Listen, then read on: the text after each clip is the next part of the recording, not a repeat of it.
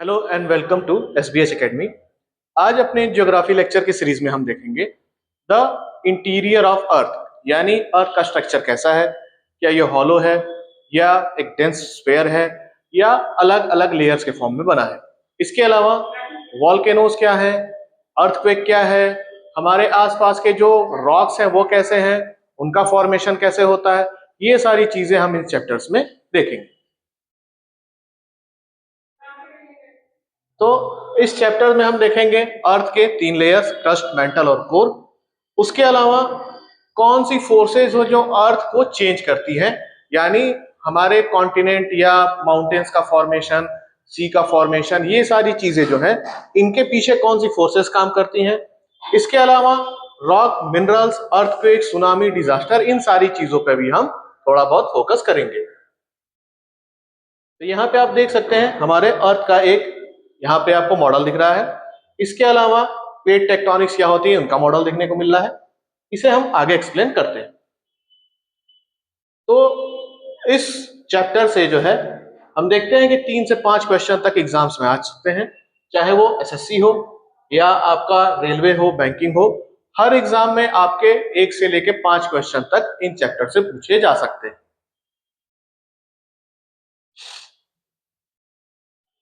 अब हम देखते हैं what is the structure of earth. तो हमारा जो अर्थ है, क्या वो एक सॉलिड स्फीयर है या फिर इसके अलग लेयर्स हैं। तो इसको जानने के क्या तरीके हो सकते हैं, हमें ये भी देखना पड़ेगा।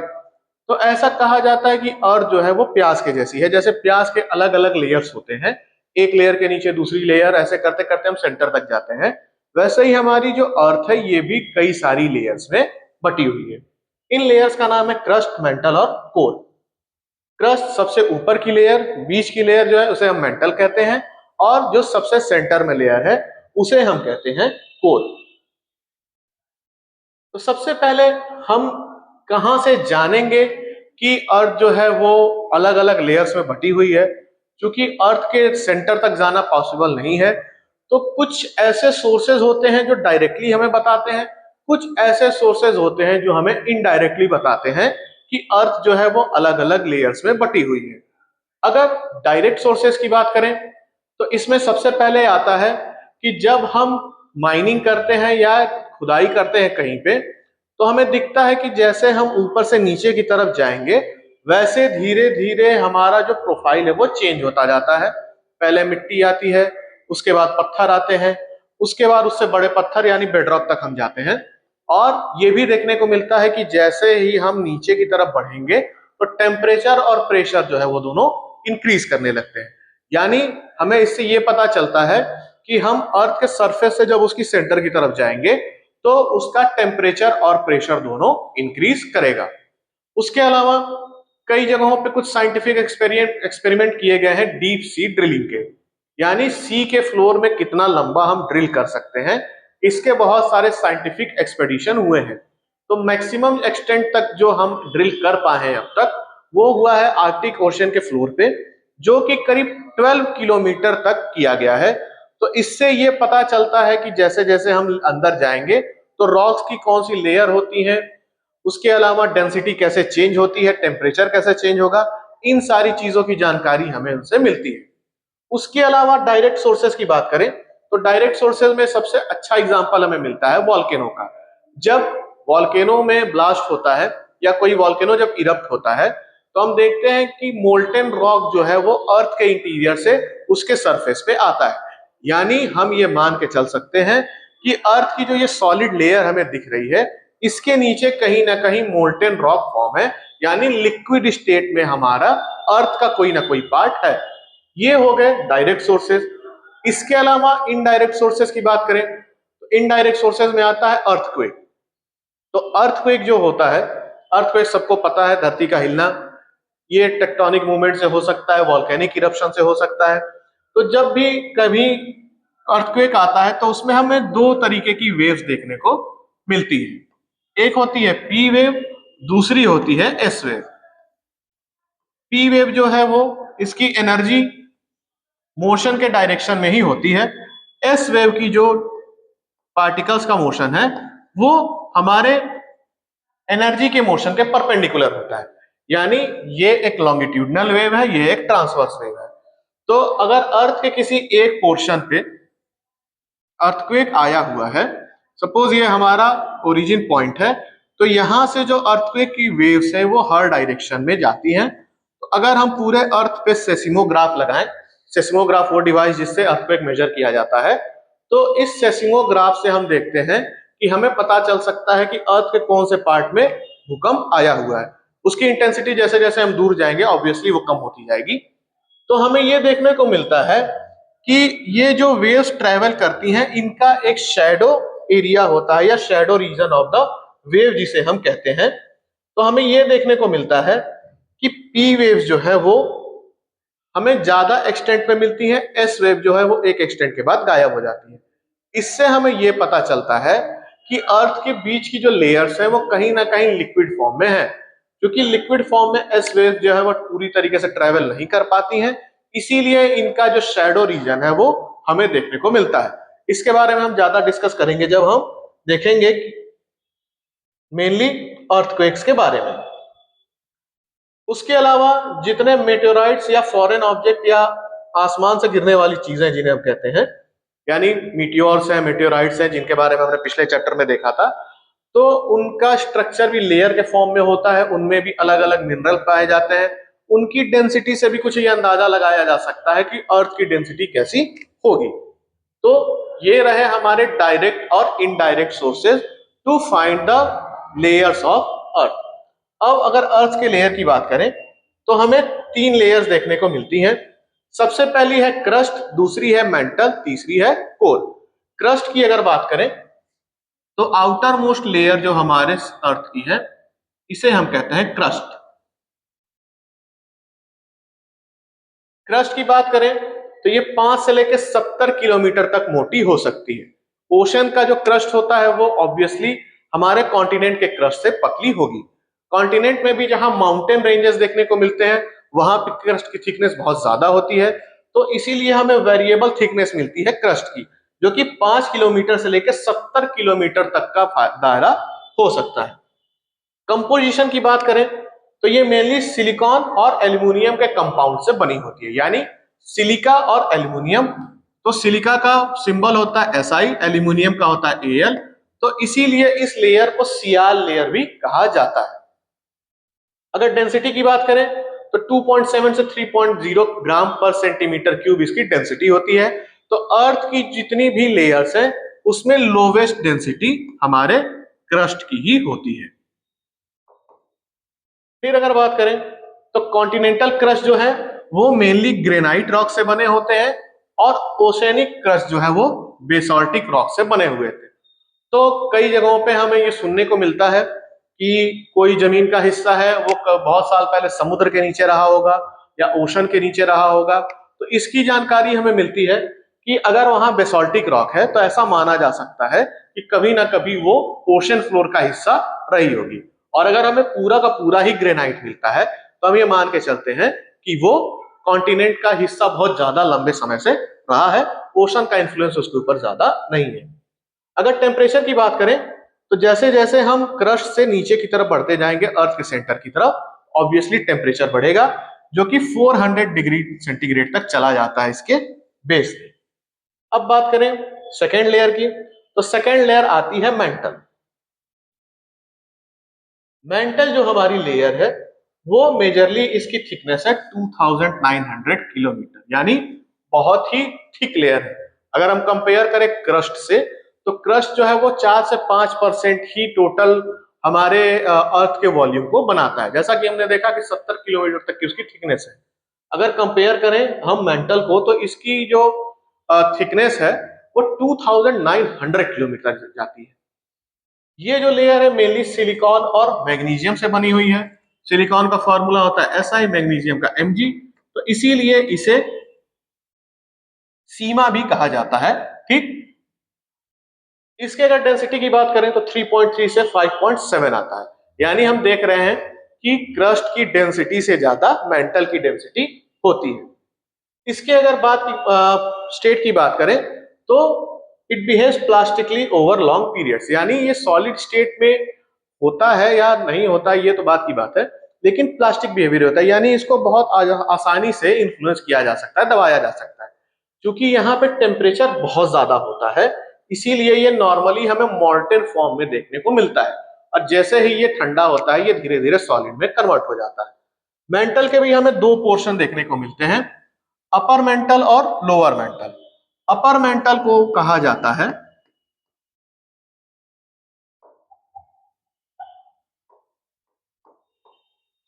एस्थेनोस्फीयर। यहां जो वर्ड एस्थेनो है इसका मतलब होता है वीक, यानी जो वीक लेयर है वो क्या है, एस्थेनोस्फीयर। तो जो हमारे मेंटल का ऊपर का पोर्शन है उसे हम कहते हैं एस्थेनोस्फीयर, और अपर मेंटल प्लस क्रस्ट, यानी क्रस्ट और अपर मेंटल को जोड़ दें तो हम इसे ही कहते हैं लिथोस्फीयर।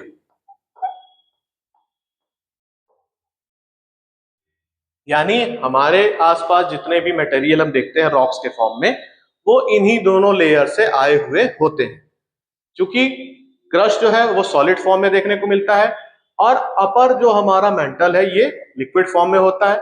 यहीं से जो है मैग्मा ऊपर आता है, सॉलिडिफाई होता है, रॉक में कन्वर्ट होता है, फिर हमें इग्नियस, मेटामॉर्फिक और सेडिमेंट्री रॉक्स देखने को मिलते हैं, ये उसी का कन्वर्जन होता है। तो मेनली जितना भी सॉलिड मटेरियल है वो इन्हीं दोनों लेयर से आता है, इसीलिए इसे लिथोस्फीयर कहा जाता है। फिर आती है इंटरनल लेयर जिसे हम कहते हैं कोर। कोर जो है वो नॉर्मली हैवी मटेरियल से बना होता है। तो चूंकि ऐसा माना जाता है कि पहले जो जितने मटेरियल थे अर्थ के ऊपर, वो सारे के सारे बहुत ज्यादा हीट की वजह से बहुत ही फ्लूइड स्टेट में थे, और चूंकि अर्थ रोटेट कर रही है तो किसी भी चीज का रोटेशन करने पे उसकी एक क्वालिटी होती है कि हैवियर चीजें जो है वो सेंटर की तरफ चली जाती हैं, और जो लाइटर ऑब्जेक्ट्स हैं वो पेरीफेरी की तरफ आ जाते हैं। जैसा कि हमने देखा होगा कि अगर हम किसी चीज को मथ रहे हैं, जैसे मक्खन निकालना हो गया, मलाई निकालना हो गया, तो उसमें क्या होता है, सेंट्रीफ्यूगेशन प्रोसेस, यानी हल्की चीजें जो है वो किनारे आ जाती हैं, और जो मोर डेंस और हैवियर ऑब्जेक्ट्स हैं वो सेंटर की तरफ चले जाते हैं। तो चूंकि जितने मटेरियल्स हमें देखने को मिलते हैं अर्थ पे, उनमें हैवीएस्ट में आता है आयरन और निकेल। यानी हमने ये भी देखा है कि किसी स्टार में जो उसके कोर में सबसे फाइनल मेटल बनता है वो आयरन ही होता है। यानी आयरन और निकिल से बना होने के कारण हम कोर को कहते हैं नीफेल, यानी निकिल और iron. Ni for nickel, Fe for iron. इसकी डेंसिटी को अगर हम कंपेयर करें तो 9.5 से 14.5 ग्राम पर सेंटीमीटर क्यूब तक जा सकती है, यानी ये ऑलमोस्ट ट्रिपल है अगर हम कंपेयर करें अपने क्रस्ट से। इसके भी दो लेयर्स होते हैं, आउटर लेयर जो है वो मोल्टेन होती है, और इनर लेयर जो है वो सॉलिड फॉर्म में होती है। आउटर कोर लिक्विड है क्योंकि हीट बहुत ज्यादा है, और ये हीट हमारे कोर, इनर कोर तक भी जाती है, लेकिन चूंकि इनर कोर के ऊपर बाहर के सारे लेयर्स का प्रेशर इतना ज्यादा है कि इस प्रेशर की वजह से वो लिक्विड फॉर्म में एग्जिस्ट ही नहीं कर सकता, इसीलिए जो इनर कोर है वो सॉलिड फॉर्म में एग्जिस्ट करता है। अगर टेम्परेचर की बात करें तो यहाँ का टेम्परेचर हमें देखने को मिलता है 5500 डिग्री सेंटीग्रेड, यानी बहुत ही ज्यादा हाई टेम्परेचर हमारे कोर में होता है। अब हमारी ये जो तीन लेयर्स हैं ये एग्जैक्टली एक दूसरे में मर्ज नहीं होती हैं, इनके बीच में हमें डिसकंटिन्यूटी देखने को मिलती है। ऐसा इसलिए क्योंकि टेम्परेचर का इनका डिफरेंस बहुत ज्यादा है। एक लेयर में और दूसरे लेयर में टेम्परेचर का डिफरेंस अगर कंपेयर करें, फिर डेंसिटी देखें, उसके अलावा कुछ लेयर सॉलिड फॉर्म में है, कुछ हमें लिक्विड फॉर्म में देखने को मिलती है, इसीलिए इनमें हमें डिसकंटिन्यूटीज देखने को मिलती हैं। तो हमारी मेजर डिसकंटिन्यूटीज कौन सी है, हम ये भी देख लेते हैं यहाँ पे। तो अगर मेजर डिसकंटिन्यूटीज की बात करें तो सबसे पहले आता है मोहोरोविच डिसकंटिन्यूटी, जिसे मोहो डिसकंटिन्यूटी या मोहो असंबद्धता कहते हैं। ये हमें देखने को मिलता है क्रस्ट और मेंटल के बीच में। फिर आता है गुटेनबर्ग डिसकंटिन्यूटी, ये हमें देखने को मिलता है मेंटल और आउटर कोर के बीच में। और लास्ट में आता है लेमन्स डिसकंटिन्यूटी, ये हमें आउटर कोर और इनर कोर के बीच में देखने को मिलता है। क्योंकि आउटर कोर जो है वो लिक्विड फॉर्म में है और इनर कोर जो है वो सॉलिड फॉर्म में है, तो कोई ना कोई डिसकंटिन्यूटी उनके बीच में जरूर होगी। उसके अलावा अगर हम देखें तो मेंटल और कोर की डेंसिटी और उनके टेम्परेचर के बीच में बहुत अंतर है। इसलिए डिसकंटिन्यूटी आती है। सेम चीज अप्लाई होती है क्रस्ट और मेंटल के भी बीच में। अगर हम कंपेयर करें इन सारी चीजों को और देखें तो यहां हमें देखने को मिलता है हमारा अर्थ का इंटीरियर स्ट्रक्चर। ये इनर कोर हमें देखने को मिल रहा है, हॉटेस्ट 5500 डिग्री सेंटीग्रेड इसका टेम्परेचर था, सॉलिड फॉर्म में होता है। ये हमारा आउटर कोर है जो इससे कम टेम्परेचर पे होता है लेकिन ये मोल्टन स्टेट में होता है। उसके अलावा हमें मेंटल देखने को मिल रहा है, तो ये हमारा इनर मेंटल है, ये हमारा आउटर मेंटल है। आउटर मेंटल को हम एस्थेनोस्फीयर कहते हैं। उसके ऊपर सबसे बड़ी जो लेयर आती है सबसे ऊपर की, उसे हम क्रस्ट कहते हैं। क्रस्ट और एस्थेनोस्फीयर को हम इंक्लूड करके लिथोस्फीयर कहते हैं। तो ये है द स्ट्रक्चर ऑफ आवर अर्थ।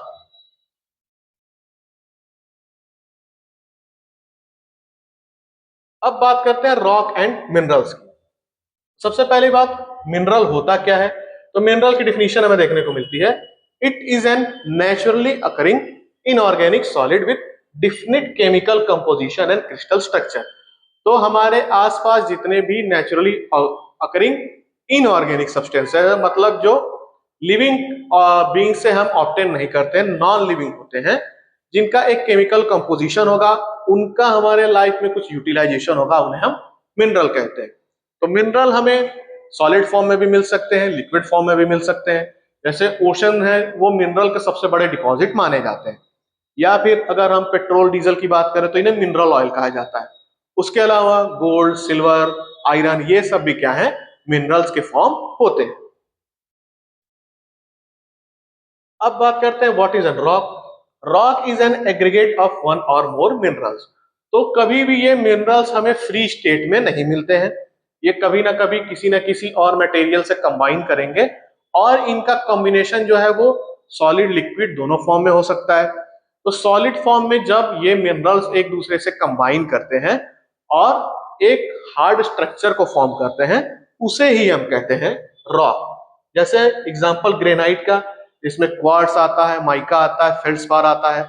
बहुत अलग अलग रॉक्स में अलग अलग मिनरल्स हमें देखने को मिलते हैं। अब हमारे जो रॉक हैं उनको हम तीन फॉर्म्स में डिस्क्राइब कर सकते हैं। सबसे पहला आता है इग्नियस रॉक।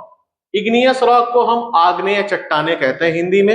यह फॉर्म होता है जब हमारा मैग्मा या लावा अर्थ के अंदर या अर्थ के सरफेस के ऊपर कहीं पे भी सॉलिडिफाई हो जाता है, तो हमें इग्नियस रॉक देखने को मिलते हैं। इनके कैरेक्टरिस्टिक की बात करें अगर, तो ये फॉर्म होते हैं cooling and solidification of magma. ये होते हैं हार्ड क्रिस्टलाइन, यानी जो हार्डेस्ट रॉक्स हमें देखने को मिलते हैं अर्थ की सरफेस पे, ये इग्नियस रॉक्स ही होते हैं।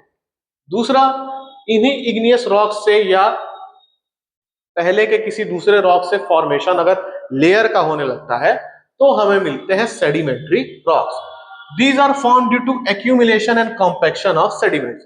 यानी बहुत सारे लेयर्स में अगर हमें रॉक्स का सेडिमेंटेशन हो या कॉम्पैक्शन हो, यानी उनको दबाया जाए, यानी अगर धरती में ये दबे हुए हैं बहुत लंबे समय तक, इनके ऊपर जो है प्रेशर पड़ रहा है, तो इनके केमिकल कंपोजिशन में चेंज आ सकता है। तो अलग अलग पोर्शन में अलग अलग चेंज आएगा तो अलग अलग लेयर्स फॉर्म होती है। उसके अलावा अगर कोई लेयर आउटर सरफेस के कांटेक्ट में है तो उसके ऊपर बारिश का, बर्फ का, हवा का, सबका असर पड़ता है। अंदर की लेयर जो है उससे अछूती रह जाती है, यानी अलग अलग लेयर्स फॉर्म हो जाती है रॉक्स में। इन्हें ही हम सेडिमेंट्री रॉक्स कहते हैं। जैसे सैंडस्टोन, लाइमस्टोन, शेल, ये हमें लेयर्ड या स्ट्रेटा फॉर्म में मिलते हैं और फॉसिल जो है हमें इसी रॉक में प्रेजेंट मिलते हैं। कभी भी हमें इग्नियस रॉक में फॉसिल्स नहीं मिलते हैं। जब भी फॉसिल मिलेंगे तो हमें ये सेडिमेंट्री रॉक्स में ही मिलते हैं। फिर अगला आता है मेटामॉर्फिक रॉक। मेटामॉर्फिक या कायांतरिक चट्टानें। अगर प्रेशर या टेम्परेचर की वजह से किसी एक रॉक के केमिकल कंपोजिशन में चेंज आ गया तो वो दूसरे तरीके का रॉक फॉर्म कर सकती हैं। इसी रॉक को हम कहते हैं मेटामॉर्फिक रॉक। और ये जो प्रोसेस है एक रॉक का दूसरे रॉक में कन्वर्ट होना, इसे कहते हैं मेटामॉर्फोसिस। और मेटामॉर्फोसिस की दो या तीन अलग अलग फोर्सेस हो सकती हैं, जिनमें मेन आता है प्रेशर और टेम्परेचर। यानी कोई रॉक अगर अर्थ के नीचे बहुत समय तक दबी रह गई तो उसके प्रेशर की वजह से उसके कंपोजिशन में चेंज आ जाती है। या अगर कोई इग्नियस रॉक है वो वापस अर्थ के अंदर चला गया किसी कारण से, फिर अर्थ के अंदर की हीट की वजह से वो मेल्ट हो गया, उसके कूलिंग का रेट वो नहीं था जो पहले हुआ था, यानी अब वो वापस उस इग्नियस रॉक में ना कन्वर्ट होके किसी दूसरे फॉर्म में कन्वर्ट हो जाएगा। इसी रॉक को हम कहते हैं मेटामॉर्फिक रॉक, जिसका एक एग्जांपल है मार्बल। मार्बल जो है लाइमस्टोन से बनता है, स्लेट जो है शेल से बनता है, और नीज जो है वो ग्रेनाइट से बनती है। ये भी हार्ड और बैंडेड होते हैं, यानी इनके बीच में अलग अलग हमें लेयर देखने को मिल सकती हैं, और ये बहुत ही हार्ड रॉक्स होते हैं। अब बात करते हैं रॉक साइकिल की। तो कोई भी रॉक जो है वो परमानेंट नहीं होता है, एक रॉक जो है दूसरे रॉक में कन्वर्ट हो सकता है। तो एक रॉक का दूसरे रॉक में जो कन्वर्जन की साइकिल है, इसे ही हम क्या कहते हैं, रॉक साइकिल। रॉक साइकिल हमें ट्रांसफॉर्मेशन दिखाता है एक से दूसरे तरीके का। सबसे पहले हम देखते हैं मैग्मा, यानी जो मोल्टेन रॉक अंदर से निकल के आ रहा है, वो कूल होके बनेगा इग्नियस रॉक। उसमें अगर वेदरिंग हो या इरोजन हो और अलग अलग लेयर्स बन जाए, तो वो हमें दिखेगा सेडिमेंट्री रॉक्स के फॉर्म में। यही सेडिमेंट्री रॉक्स के ऊपर अगर कॉम्पैक्शन या सीमेंटेशन होता है, यानी दो रॉक आपस में जुड़ गए किसी कारण से, सीमेंटेशन हो गया, और बहुत ज्यादा प्रेशर पड़ा हुआ है तो कॉम्पैक्शन हो गया, तो ये चेंज हो सकते हैं दूसरे तरीके के सेडिमेंट्री रॉक में, है ना। ऐसा नहीं है कि एक सेडिमेंट्री रॉक दूसरा सेडिमेंट्री रॉक ना बनाए, अगर इनके ऊपर हीट और प्रेशर बहुत ज्यादा पड़ा तो ये मेटामॉर्फोस हो जाएंगे, मेटामॉर्फोसिस की प्रोसेस काम करेगी और ये कन्वर्ट हो जाएंगे मेटामॉर्फिक रॉक में। यही रॉक अगर अर्थ के अंदर चला गया, हम देखते हैं कि टेक्टोनिक मूवमेंट्स की वजह से अर्थ की जो लेयर्स है वो डायरेक्ट मेंटल की तरफ भी जाती हैं, जो क्रस्ट की लेयर्स है। तो जो रॉक ऊपर हमें दिख रही है, कभी ना कभी ये फिर से मेंटल के कांटेक्ट में जा सकती हैं, उसकी हीट से ये मेल्ट होंगी, मेल्ट होने के बाद ये वापस इग्नियस रॉक में कन्वर्ट हो सकती है। तो जरूरी नहीं है कि सिर्फ मेटामॉर्फिक रॉक ही जो है फिर से वापस जाके इग्नियस में कन्वर्ट हो जाए, नहीं, इन तीनों रॉक्स के फॉर्म जो है वो अर्थ के हीटेड पार्ट के कांटेक्ट में आके फिर से ये इग्नियस रॉक को फॉर्म कर सकते हैं। यहाँ पे हमें ये साइकिल देखने को मिलती है, जैसे मैग्मा के कूल होने से इग्नियस रॉक, उसके वेदरिंग और इरेजन से सेडिमेंट्री रॉक, उसके कॉम्पैक्शन और सीमेंटेशन से सेडिमेंट्री या मेटामॉर्फिक से फिर मैग्मा में कन्वर्ट हो सकता है, यानी इग्नियस रॉक भी डायरेक्ट मेटामॉर्फोसिस से मेटामॉर्फिक रॉक बन सकता है। यानी ये जो तीनों रॉक के हमें फॉर्म दिख रहे हैं ये इंटर कन्वर्टिबल होते हैं। अब बात आती है अर्थक्वेक की। तो अर्थक्वेक जो है धरती का बहुत जोर जोर से हिलना, इसे ही अर्थक्वेक कहते हैं, ये तो सबको पता होगा। तो अर्थक्वेक आते क्यों हैं? अर्थक्वेक आने के पीछे कई रीजन हो सकते हैं। सबसे पहला है टेक्टोनिक मूवमेंट।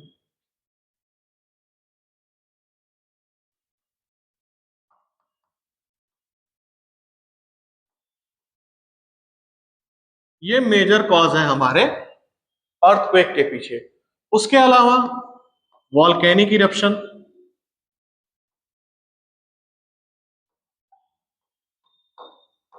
ये भी जो है एक रीजन हो सकता है। उसके अलावा बहुत सारे मैन मेड मेथड से भी अर्थक्वेक आ सकते हैं, जैसे कोई बहुत बड़ा एक्सप्लोजन किया जाए तो उस पे जो है आसपास के इलाके में अर्थक्वेक आ सकता है। फिर किसी डैम का बर्स्ट हो जाना, या फिर कोई बहुत बड़ी क्वेरी हो, खदान हो, माइन हो, उसकी छत का कोलैप्स कर जाना, इसकी वजह से भी अर्थक्वेक आ सकते हैं। लेकिन अगर हम देखें तो सबसे ज्यादा और सबसे बड़े लेवल के जो अर्थक्वेक होते हैं वो होते हैं due to the tectonic movement. Earth जो है उसकी जो क्रस्ट है वो अलग अलग बहुत सारे रॉक के प्लेट से बनी हुई है, जिनमें 7 मेजर प्लेट्स आते हैं और बहुत सारे माइनर प्लेट्स हमें देखने को मिलते हैं। तो इन प्लेट्स का जो है लगातार मूवमेंट होता रहता है, और जब भी ये कांटेक्ट में आती हैं, या तो एक दूसरे से दूर जाने के लिए या एक दूसरे के पास आने के लिए, तो इस केस में इनके बीच की एनर्जी जो है वो रिलीज होती है, और इसी रिलीज एनर्जी को हम अर्थक्वेक के फॉर्म में ऑब्जर्व करते हैं।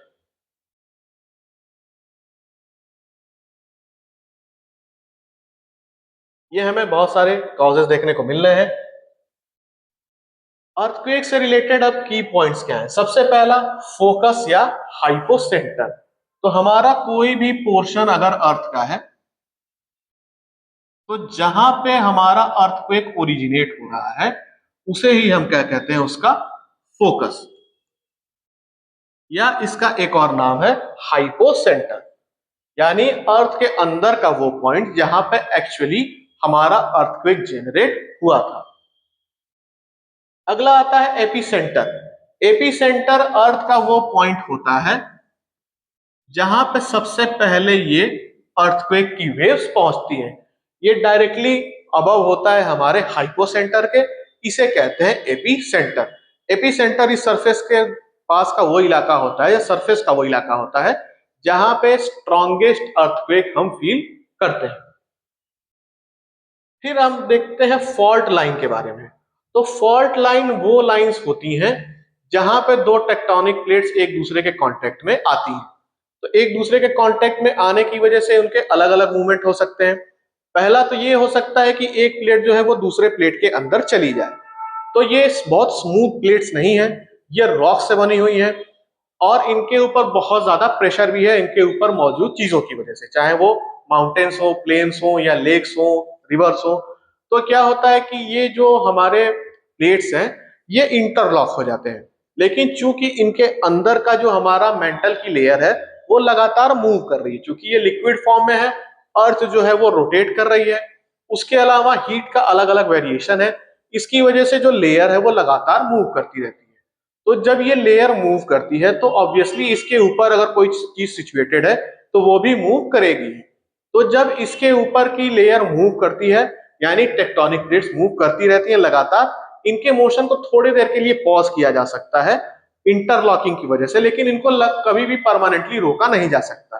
तो ये जो इंटरलॉकिंग के पॉइंट्स होते हैं इन्हें हम फॉल्ट लाइन कहते हैं। जब ये इंटरलॉकिंग ब्रेक होती है तो उसके अंदर जो एनर्जी स्टोर थी वो रिलीज हो जाती है, और यही अर्थक्वेक के फॉर्म में हमें देखने को मिलती है। उसके अलावा फॉल्ट लाइन पे दो प्लेट्स एक दूसरे से दूर भी जा सकती हैं, या खिसक के एक दूसरे को पास कर सकती हैं। तो ये तीन तरीके के हमें नॉर्मली मूवमेंट देखने को मिलते हैं टेक्टोनिक प्लेट्स के, और जहां पे ये मूवमेंट होता है, जहां पे एनर्जी निकलती है, उसी को हम फॉल्ट लाइन मेनली कहते हैं। अब बात आती है सेस्मिक वेव्स की। तो अर्थक्वेक से जो एनर्जी रिलीज होती है वो वेव्स के फॉर्म में हमें देखने को मिलती है। इसमें दो तरीके की वेव्स होती हैं। पहली होती है बॉडी वेव्स, जो हमारे अर्थ के अंदर होती हैं, यानी जो हाइपोसेंटर से निकल के आ रही हैं। दूसरी जो होती हैं उन्हें कहते हैं सरफेस वेव, यानी हमारे क्रस्ट के ऊपर हमारे सरफेस पे जो वेव्स आती हैं उन्हें हम कहते हैं सरफेस वेव। तो सेस्मिक वेव्स दो तरीके की होती हैं, बॉडी और सरफेस। बॉडी वेव्स का भी दो तरीके का फॉर्मेट होता है। तो यहां हम देख रहे हैं पी वेव्स, एस वेव और सरफेस वेव। तो इन दोनों को अगर हम कंक्लूड करें या एक साथ इंक्लूड करें तो ये है हमारी बॉडी वेव्स।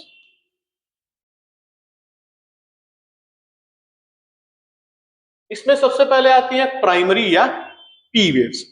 तो इनमें एनर्जी का मोशन जिस डायरेक्शन में होता है, मटेरियल का मोशन भी सेम डायरेक्शन में होता है, यानी एनर्जी और मटेरियल एक ही डायरेक्शन में मोशन कर रहे हैं। इसे हम कहते हैं लॉन्गिट्यूडनल वेव्स। तो इसकी कैरेक्टरिस्टिक क्या है? They are the fastest wave, travel through solid and liquid.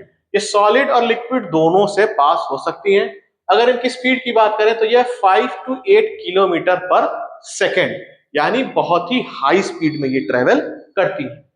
Medium, solid और लिक्विड दोनों से ये पास करती हैं। फिर आती है सेकेंडरी वेव्स या एस वेव।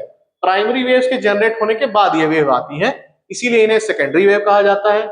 इनमें जो हमारी एनर्जी का मोशन है उसके परपेंडिकुलर डायरेक्शन में हमारे मीडियम का वो मोशन होता है, यानी लॉन्गिट्यूडनल वेव जिसे हम कहते हैं।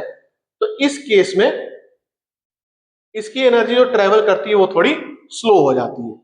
ये मोस्ट डिस्ट्रक्टिव वेव होती है सरफेस से, सॉरी, स्लोअर होती है, ट्रेवल ओनली थ्रू सॉलिड, यानी ये लिक्विड से पास नहीं कर सकती। इनकी स्पीड को अगर हम कंपेयर करें तो 3 to 5 किलोमीटर पर सेकेंड है, यानी हमारे प्राइमरी वेव से ये स्लो होती है और सिर्फ सॉलिड से पास कर सकती है। उसके बाद जो अर्थ के सरफेस के ऊपर जहां पे सिविलाइजेशंस हैं या लोग रहते हैं, जंगल है, नदियां हैं, वहां पे जब ये वेव्स आती हैं तो इन्हें हम कहते हैं सरफेस वेव्स।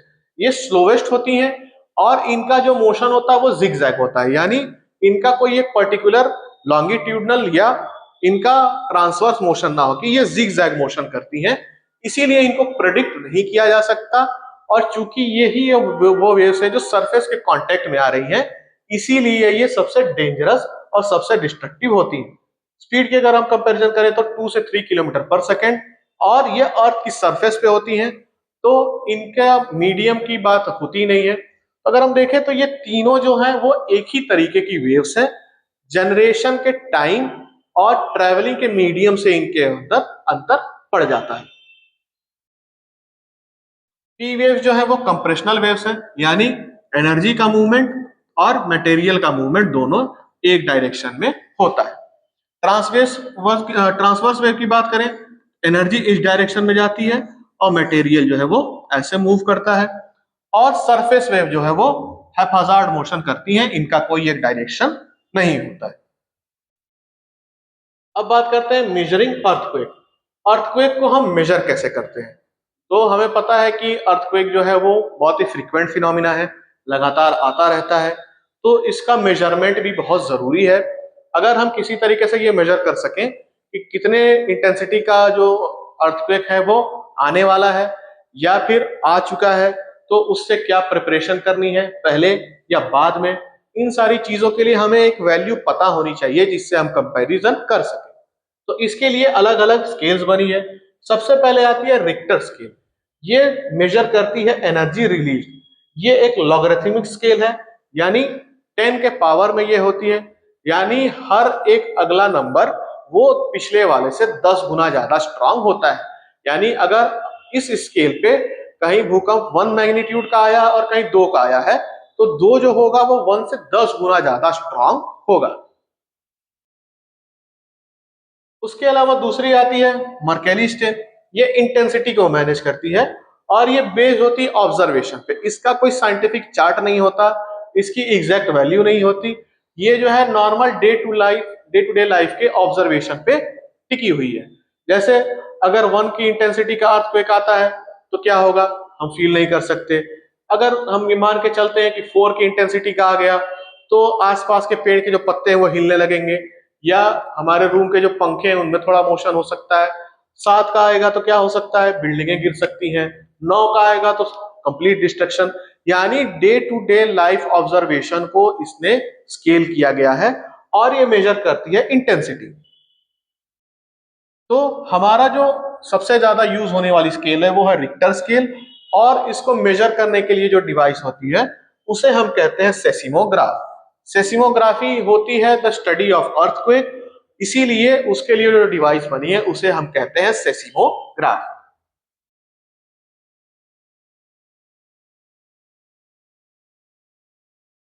अब बात करते हैं अर्थक्वेक जोन की। तो किसी भी एक कंट्री में हर जगह पे अर्थक्वेक के आने की संभावना एक बराबर नहीं होती है, अलग अलग जगहों पे अलग अलग होती है। क्योंकि टेक्टोनिक प्लेट्स का मूवमेंट पूरे किसी एक कंट्री के बाउंड्री को सेटिस्फाई नहीं करता है, यानी हमारी पॉलिटिकल बाउंड्री और नेचुरल बाउंड्री हम हमेशा से देखते हैं कि अलग होती है। तो किसी एक कंट्री के एक पोर्शन से हो सकता है कि टेक्टोनिक प्लेट्स की बाउंड्री जाती हो, यानी फॉल्ट लाइन प्रेजेंट हो, और दूसरी उस फॉल्ट लाइन से बहुत ज्यादा दूर हो। तो जो पोर्शन फॉल्ट लाइन के एकदम पास होगा वहां पे अर्थक्वेक के आने के चांसेस बहुत ज्यादा है, बहुत हाई इंटेंसिटी के आ सकते हैं। और जो उससे बहुत ज्यादा दूर है उस पे अर्थक्वेक के आने की संभावना बहुत कम होती है। तो इसीलिए अलग अलग जोन में किसी भी इलाके को बांटा जाता है। तो हम देखते हैं कि जोन 1 से लेकर जोन 5 तक इन्हें डिवाइड किया जाता है। तो सबसे पहले आता है जोन 5, सबसे ज्यादा खतरे वाला इलाका, वेरी हाई रिस्क। तो इसमें कौन कौन से हमारे पोर्शन आते हैं, कश्मीर, हिमाचल प्रदेश, उत्तराखंड, बिहार और नॉर्थ ईस्ट के हमारे स्टेट, यानी जहां भी हमारा हिमालय जुड़ा हुआ है वहां के जितने पोर्शन है वहां पे हम रखते हैं जोन 5, जो सबसे ज्यादा हाई इंटेंसिटी वाले अर्थक्वेक के लिए रिस्पॉन्सिबल होता है। तो चूंकि हमारा जो हिमालय है, हिमालय यूरेशियन और इंडियन प्लेट के बाउंड्री को दिखाता है। ये एक बहुत लंबी फॉल्ट लाइन पर सिचुएटेड है, इसीलिए इस इलाके में बहुत ज्यादा हमें अर्थक्वेक देखने को मिलते हैं। इतना ही नहीं, अगर हम हिमालय को वेस्ट की तरफ अगर हम कंटिन्यू करके ले जाए, जहां हिंदू कुश के पर्वत आते हैं या पामीर का पठार आता है, तो हम देखते हैं कि हिंदू कुश जो अफगानिस्तान से होकर गुजरता है उस इलाके में भी बहुत ज्यादा अर्थक्वेक, बहुत स्ट्रॉन्ग अर्थक्वेक देखने को मिलते हैं। तो ये कंटिन्यूएशन है हमारे इसी जोन 5 का। फिर आता है जोन 4, हाई रिस्क। तो इन इलाकों से सटे हुए इलाके जो है वो हाई रिस्क में आते हैं, जोन 4 में आते हैं। इनमें आएगा दिल्ली, मुंबई, कोलकाता, पंजाब और हरियाणा, यानी ultra high risk, very high risk वाले इलाकों से जुड़े हुए इलाके जो है ये आते हैं हाई रिस्क में। फिर आता है जोन 3। जोन 3 मॉडरेट रिस्क के इलाके हैं, चेन्नई, बेंगलोर, हैदराबाद। ये हम देख रहे हैं कि हमारे साउथ के पोर्शन है, यहाँ पे अर्थक्वेक की संभावना काफी कम होती है। जोन 2 जो है वो रिमेनिंग एरियाज, यानी जो बचे हुए एरिया है, हमारा डेक्कन का प्लेट्यू है, या हमारे कंट्री का जितना सेंट्रल पोर्शन है, वेस्टर्न घाट्स और ईस्टर्न घाट्स के बीच का इलाका, ये जो है बहुत लो अर्थक्वेक के जोन में आता है। और अगर हम साउथ के इलाकों की भी बात करें तो वहां भी अर्थक्वेक जो है इतने फ्रीक्वेंट नहीं है।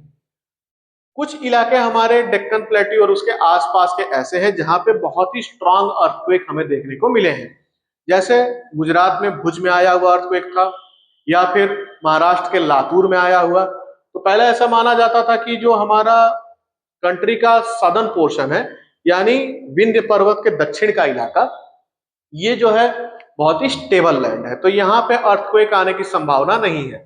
लेकिन जो गुजरात के और महाराष्ट्र के अर्थक्वेक थे ये बहुत ही ज्यादा स्ट्रांग अर्थक्वेक थे। तो इनके पीछे रीजन ये देखा गया कि ये पुरानी फॉल्ट लाइन पे सिचुएटेड है। तो फॉल्ट लाइन सिर्फ जहां पे सिचुएटेड है वहां प्लेट्स का होना जरूरी नहीं है। एक फॉल्ट लाइन से दूसरी फॉल्ट लाइन में एनर्जी ट्रेवल कर सकती है। इन्हीं फॉल्ट लाइन से जो है एनर्जी ट्रेवल करके गई, तो महाराष्ट्र और गुजरात के ये भूकंप हमें देखने को मिले। बात करें जोन 1 के इलाके की, वेरी लो रिस्क, तो वेरी लो रिस्क के इलाके बहुत कम है, इसीलिए इन्हें नेग्लेक्ट किया जा सकता है। अब बात करते हैं वॉल्केनोज की। वॉल्केनो जो है वो क्या होता है, हमारे अर्थ के जो क्रस्ट के नीचे जो ये मॉल्टेन फॉर्म में हमें मैग्मा या लावा देखने को मिलता है, जब ये इरप्ट होके अर्थ की सरफेस पे आ जाएगा तो इसे ही हम वॉल्केनो कहते हैं। A volcano is an opening in Earth's crust through which magma, gases and ash escape. तो अर्थ के अंदर लगातार जो है बहुत सारा मूवमेंट हो रहा है, बहुत सारे न्यूक्लियर डिसइंटीग्रेशन हो रहे हैं, तो इसकी वजह से बहुत सारी एनर्जी जनरेट होती है। ये एनर्जी जो है वो वहां के रॉक्स को मोल्टन फॉर्म में रखती है।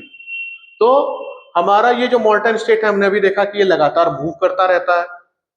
तो अर्थ पे कई ओपनिंग्स ऐसे होती हैं जहां से ये हमारा जो मैग्मा है ये बाहर अर्थ के सरफेस पे आ सकता है।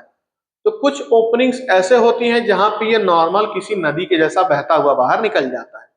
लेकिन अगर कभी कभी एनर्जी इतनी ज्यादा मात्रा में स्टोर हो गई कि उसे बर्स्ट करके ऊपर आने लगा, या फिर अगर इन वेंट्स में, इन पाइप्स में, ये जो ओपनिंग की हम बात कर रहे हैं, गलती से पानी या कोई वोलाटाइल मटेरियल चला जाता है, तो क्या होता है, वेपर क्रिएट होता है और प्रेशर के साथ ये बाहर धरती पे निकलता है। इसे ही हम वॉल्केनो के नाम से जानते हैं। जो हमें नॉर्मली अर्थ की सरफेस पे ऐसे माउंटेन्स के फॉर्म में देखने को मिलते हैं, यहाँ इनकी ओपनिंग होती है। इनका जो ये पोर्शन है ये कनेक्टेड होता है अर्थ के अंदर उसके मैग्मा चैम्बर से,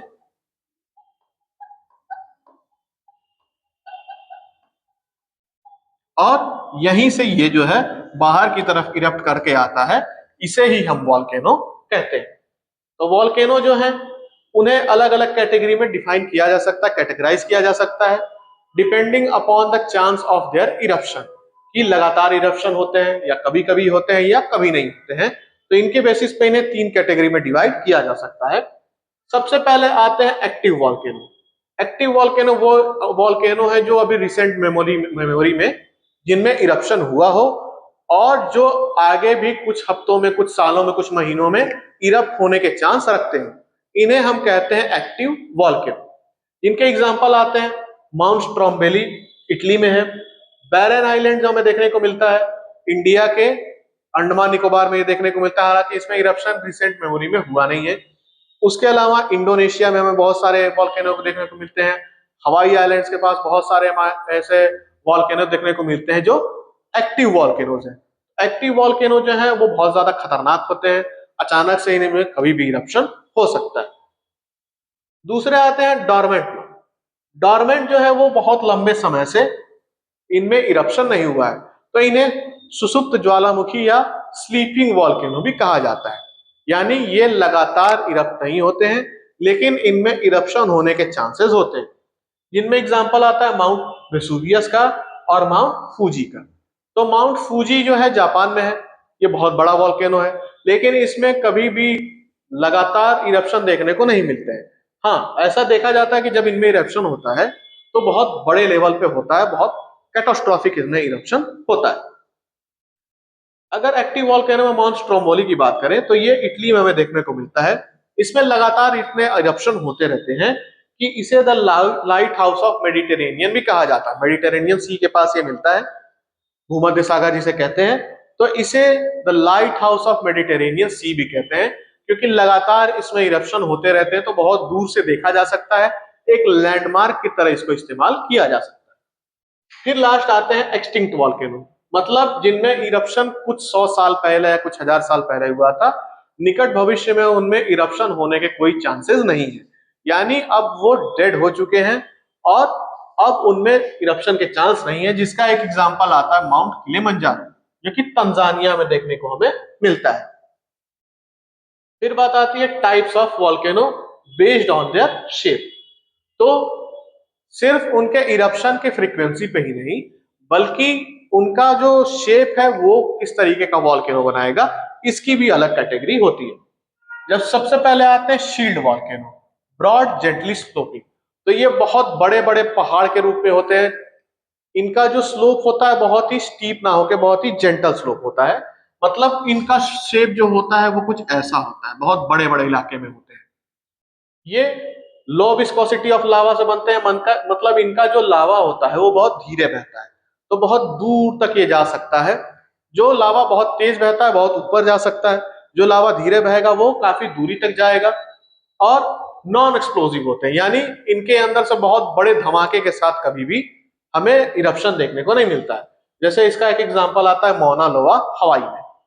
फिर दूसरे आते हैं कंपोजिट और स्ट्रेटो वॉल्केनो। कंपोजिट वॉल्केनो जो होते हैं वो अलग अलग लेयर से फॉर्म होते हैं, क्योंकि जब वॉल्केनो इरप्ट होता है तो उसके साथ बहुत सारे रॉक्स और एशेस भी आते हैं, वो धीरे धीरे एक लेयर फॉर्म करते हैं। तो लेयर्ड स्ट्रक्चर वाला या बहुत सारे मटेरियल्स को कंपोजिट करके बनाया हुआ जो वॉल्केनो है उसे हम कंपोजिट या स्ट्रेटो वॉल्केनो कहते हैं। इनका जो कोन होता है वो बहुत ही स्टीप होता है, यानी बहुत ही ज्यादा इनकी ढलान होती है। इनकी ढलान जो है बहुत कम होती है, बहुत कम डिग्री की होती है। Alternating layer of lava and ash से ये बने होते हैं, बहुत ही एक्सप्लोजिव होते हैं। माउंट फूजी और माउंट वेसुवियस इसके एग्जाम्पल हैं। फिर आते हैं सिंडर कोन। सिंडर कोन जो होते हैं बहुत स्मॉल होते हैं और बहुत ही स्टीप होते हैं। इनका साइज छोटा होता है लेकिन इनकी ढलान बहुत ज्यादा होती है। सिंडर ब्लॉक ऐश और बने होते हैं, मतलब जो पत्थर निकलते हैं हमारे इरप्शन के समय उन्हें सिंडर ब्लॉक्स कहा जाता है। जो राख निकलती है ऐश, उनको कलेक्ट करके ये वॉल्केनो बनते हैं। छोटे होते हैं, ज्यादा दिनों तक नहीं हो सकते, कई बार ये कोलैप्स हो जाते हैं अपने ऊपर धमाके की वजह से। जैसे क्यूरिक पेरिक्यूटिन जो मैक्सिको में वॉल्केनो है वो उसका एक एग्जांपल। फिर आते हैं कॉल्डेरा। कॉल्डेरा जो है ये बहुत ही ज्यादा बड़े होते हैं, अगर सारे हम माउंटेन्स को यहाँ पे कंपेयर करें जो वॉल्केनो से बनते हैं। कॉल्डेरा जो है वो इतने बड़े होते हैं कि जब इनके अंदर पानी भर जाता है तो ये कुछ दुनिया की सबसे बड़ी झील के रूप में हमें देखने को मिलते हैं। ये लार्ज डिप्रेशन होते हैं, बहुत बड़े डिप्रेशन होते हैं, यानी इनमें बहुत लंबे समय तक कभी फ्लो हुआ होगा लावा का, अब वो फ्लो जो है बंद हो चुका है। तो ये हमें बहुत बड़े बड़े पठार के रूप में या झीलों के रूप में देखने को मिलते हैं। These are formed due to collapse of massive eruption। जब कोई बहुत बड़ा कॉल्डेरा हो या बहुत लंबी दूरी तक ये लावा फ्लो हुआ हो और धीरे धीरे ये कोलैप्स हो जाए, तो जो आकृति बनती है उसे हम कॉल्डेरा कहते हैं। जैसे crater lake of USA, United state of America, ये एक एग्जांपल है हमारे कॉल्डेरा का। अब बात करते हैं वॉल्केनिक लैंडफॉर्म्स की। तो वॉल्केनो से जरूरी नहीं है कि सिर्फ एक माउंटेन बने। जब हमारा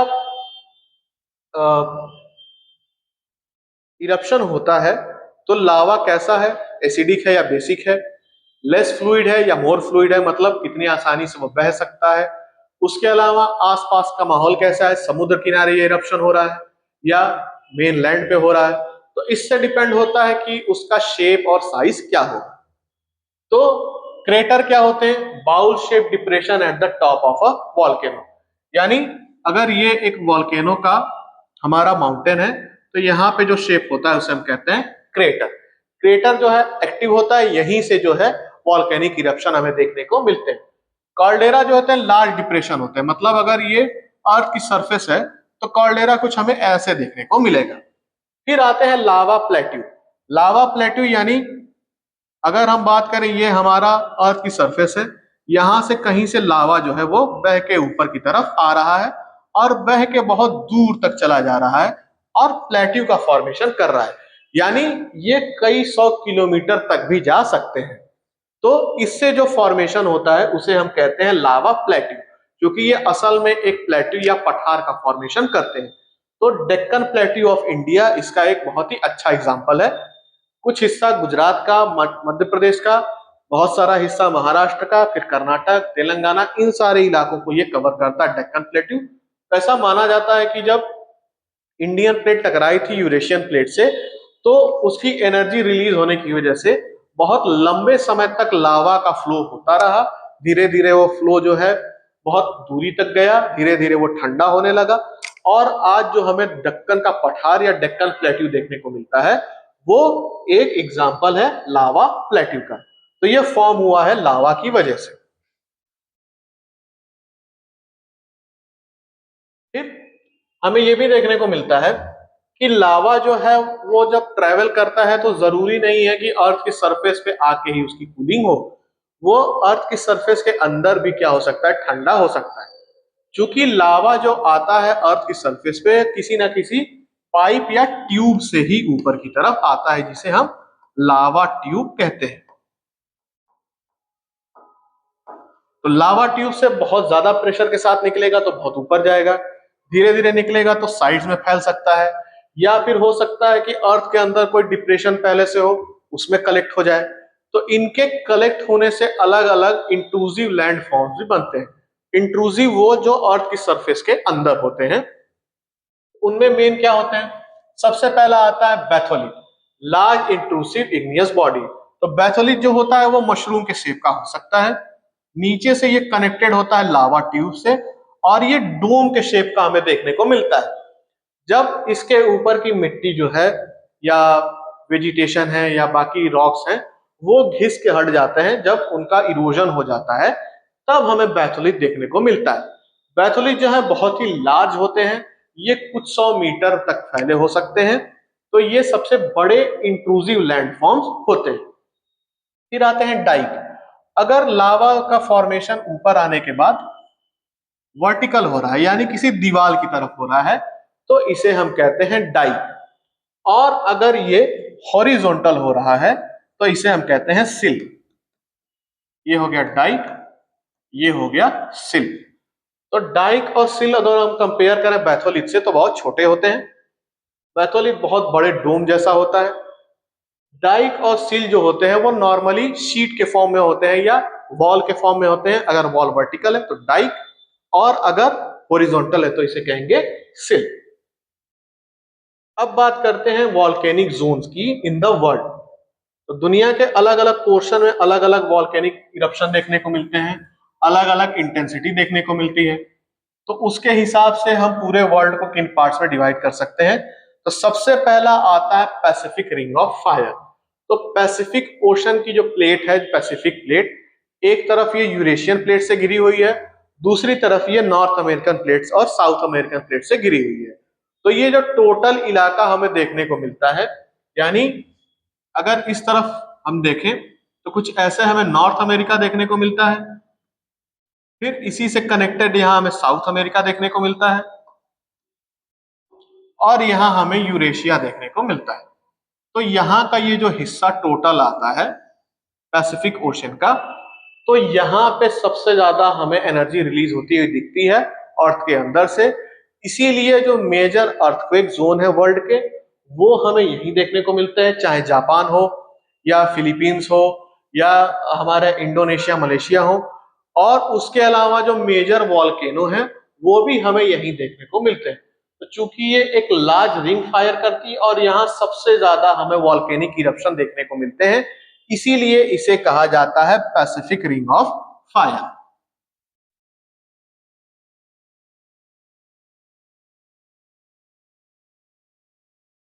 दूसरा आता है mid Atlantic ridge. Mid Atlantic ridge जो है वो अटलांटिक ओशन के अंदर एक पर्वतमाला का नाम है, जो नॉर्थ पोल के पास से करीब होते हुए और अफ्रीका के तरफ मुड़ती हुई हमें दिखती है। दुनिया के सबसे लंबी पर्वतमाला की बात करें तो ये मिड अटलांटिक रिज ही है।